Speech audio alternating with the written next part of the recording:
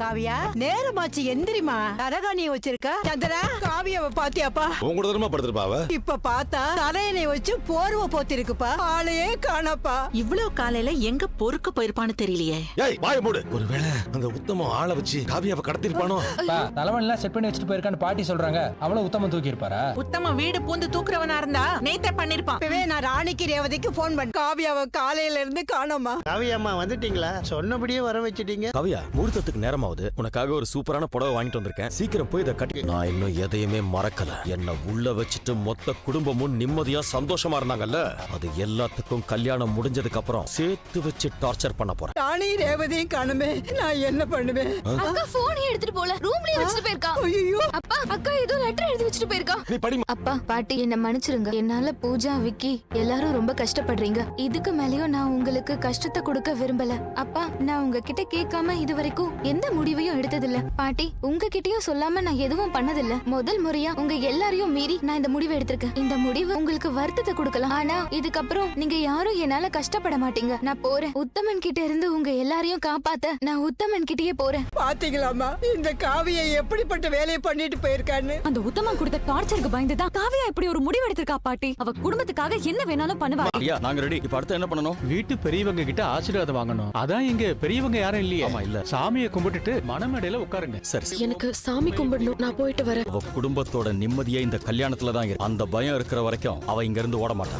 இந்த மனக்கோலம் எனக்கு ஒன்னும் புதுசு இல்ல. இந்த கோலத்துல என்ன பாக்குறது உனக்கும் புதுசு இல்ல. எவ்வளவோ சோதனைய கொடுத்துட்ட. எல்லாத்துல இருந்தும் மீண்டு வந்துட்டேன். இப்படியோ எல்லாத்துல இருந்தும் என்ன மீட்டு கொண்டு வந்துருவேன்னு நம்பிட்டு இருந்தேன். நான் எல்லாத்தையும் பார்த்தும் பார்க்காத மாதிரி இருக்கு. இன்னும் கொஞ்ச நேரத்துல எனக்கும் உத்தமனுக்கும் கல்யாணம் நடக்க போகுது. எப்பவும் போல இதையும் பார்த்தும் பார்க்காத மாதிரி இருந்துரு. நான் அதுக்காக உன் மேல கோவெல்லாம் பட போறது இல்ல. ஆனா என் குடும்பத்தை மட்டும் அந்த உத்தமன் கிட்ட இருந்து காப்பாத்திரு. ஹலோ குரு, காவிய பிரச்சனையும் சரி, உங்க பிரச்சனையும் சரி, எல்லாமே இன்னைக்கு முடிவுக்கு வரப்போகுது குரு. நான் போட்டோ ஷூட்டுக்காக கோவிலுக்கு வந்தேன். இங்க வந்தா உத்தமன் கல்யாண மேடையில உட்கார்ந்துட்டு இருக்கா. என்னடா சொல்ற? அவன் யார கல்யாணம் பண்றான்? அதெல்லாம் தெரியல குரு. இங்க நடக்கிறத பார்த்தா கல்யாண மாதிரியே இல்ல. அவன் மட்டும் தான் மேடையிலே இருக்கான். குட்டி புலி, எனக்கு ஏதோ சந்தேகமா இருக்குடா. ஃபர்ஸ்ட் பொண்ணு யாருன்னு பாரு. குட்டி புலி, பொண்ணு காவியாவா? ஆமா குரு, பொண்ணு காவியா தான். நினைச்சேன்டா இந்த காவியா இப்படிதான் ஏதாவது பைத்தியக்காரத்தனம் பண்ணுவான்னு. குட்டி புலி, நீ ஃபர்ஸ்ட் போனை வை, நான் திருப்பி கால் பண்றேன். போனை எடு ராணி. சொல்லுங்க தீபக். ராணி காவியா எங்க இருக்கா? தெரியல தீபக். காலையில இருந்தே அவ வீட்ல ஆள் இல்ல. ஏதோ உத்தமனை பாக்க போறேன்னு லெட்டர் எழுதி வச்சுட்டு போயிருக்கா. ஐயோ ராணி, உத்தமனை பார்க்க போல, அவனை கல்யாணம் பண்ண போயிருக்கா. என்னது? உத்தமனை கல்யாணம் பண்ண போயிருக்காளா? தம்பி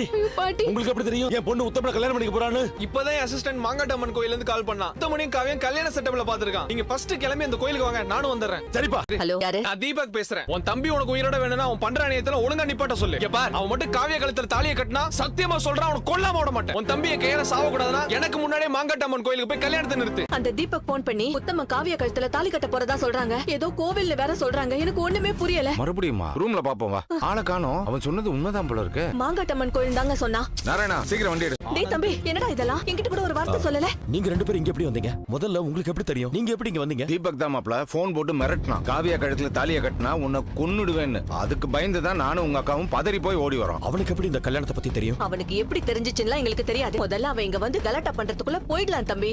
அவன் எப்படி வந்து கல்யாணத்தை நிறுத்துறான்னு நானும் பாக்குறேன். வாங்க சாமி. ஐயா மந்திரம் சொன்ன வரைக்கும் போதும். தாலி கட்டுற மந்திரத்தை சொல்லுங்க. சரிங்க ஐயா. சத்யலட்சுமியே போற்றிவோம். ஐயா இந்தாங்க சாமியை நல்லா கும்பிட்டுட்டு தாலியை கட்டுங்க. விஜயலட்சுமியே போற்றிவோம்.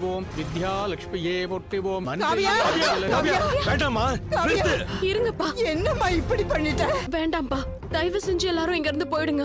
இது என்னோட முடிவுதான். எனக்கு ஏன் வாழ்க்கையை விட உங்க சந்தோஷம் தான் முக்கியம். தயவு செஞ்சு இங்க இருந்து போயிடுங்க. காவியா உனக்கு என்ன கிறுக்க பிடிச்சிருக்கு? உன் வாழ்க்கையே போனதுக்கு அப்புறம் உன் குடும்பம் எப்படி சந்தோஷமா இருக்கும்? முதல்ல இறங்கி வாடி. ஆமா காவியா, எந்திரிச்சு வா. உங்களுக்கு தெரியக்கூடாதுன்னு தான் நான் தனியா வந்து நான் நல்லா யோசிச்சுதான் இந்த முடிவு எடுத்திருக்கேன். இந்த கல்யாணம் வேண்டாமா? நாம பிச்சை எடுத்தாவது பொழைச்சுக்கலாம். தயவு செஞ்சு சொல்லு, எந்திரிச்சு வாமா.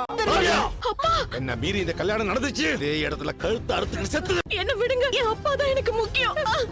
என்னப்பா பண்றீங்க? ப்ளீஸ் பா, கத்தியை கீழே போடுங்க. முடியாதுமா. என்ன ஆனாலும் சரி இந்த கல்யாணத்தை நடத்த விட மாட்டேன். ராணி ரேவதி, அப்பாவை போடுங்க.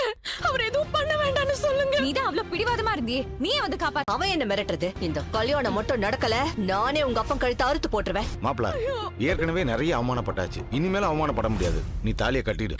எனக்கு என் அப்பா தான் எல்லாமே.